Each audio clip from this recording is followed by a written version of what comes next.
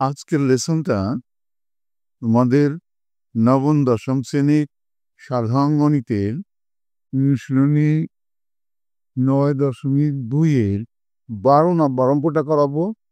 এখানে বলা হলো ব্যাক হাউসে 12 থেকে 17 পর্যন্ত অঙ্কটা কি বললো? cos square 30 degree minus sine square 30 degree equal to cos 60 degree. করি আমরা অঙ্কটা।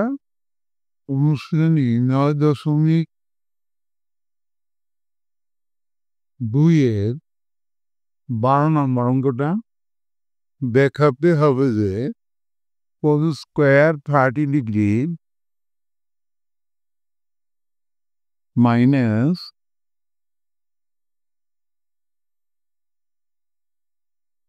Sine square 30 degree equal to cos 60 degree. ত্রিকোণমিতিক অনুপাতের মান নির্ণয়ের যে পদ্ধতিটা আমি তোমাদেরকে শিখাইছিলাম সেটা আর একবার আমি এখানে দেখাই দিই তোমাদেরকে। 0 degree, 30 degree, 45 degree, 60 degree, 90 degree, sine, cos 10, 0 1 0 0 লাস্টের 0 1 0 অসংজ্ঞায়িত, সাইন 30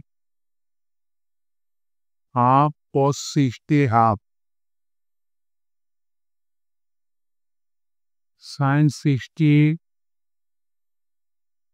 root 3/2, cos 30 root 3/2,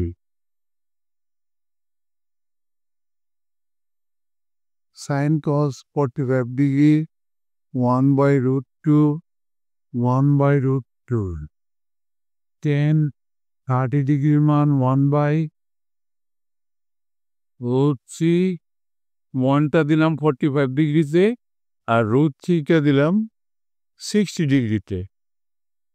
এইভাবে যদি তুমি মনে রাখতে পারো তাহলে খুব সহজেই মানগুলো বসানো সম্ভব। যেহেতু দেখাতে বলা হচ্ছে সেই কারণে আমরা লেফট হ্যান্ড সাইড দিয়ে অঙ্কটা করছি। Equal to cos square 30 degree minus sine square 30 degree equal to cos 30 মানে এখান থেকে আমরা দেখে নেই √3/2,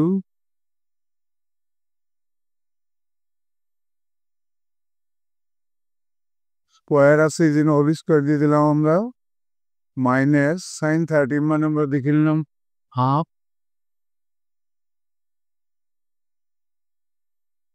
স্কোয়ার আছে স্কোয়ার দিলাম ইকুয়াল টু রুটের স্কোয়ার উঠে গেল 3/2 3/4 আর এর পাশে 1/4। যদি আমরা লসাগু করি লসাগু 4 পয়ের সাথে লসাগুর সাথে মিলিয়ে গেলে উপরে যা আছে তাই 3 - 1 ইকুয়াল টু 3/4 কাটাকাটি করলে হয় half equal to half. Left hand সাইডে পাইলাম আমরা হাফ। এরপর আমরা একটা দাগ দিয়ে রাইট হ্যান্ড সাইডটা করি। রাইট হ্যান্ড সাইডে ছিল cos 60 ডিগ্রি। দেখো সাইন 30 cos 60 হাফ, এই যেখানে cos 60 মান যদি হাফ তাহলে ইকুয়াল টু হাফ। তাইলে দেখো লেফট হ্যান্ড সাইড আর রাইট হ্যান্ড সাইড মিলে গেল, সুতরাং left hand side equal to right hand side দেখানো হলো শোড।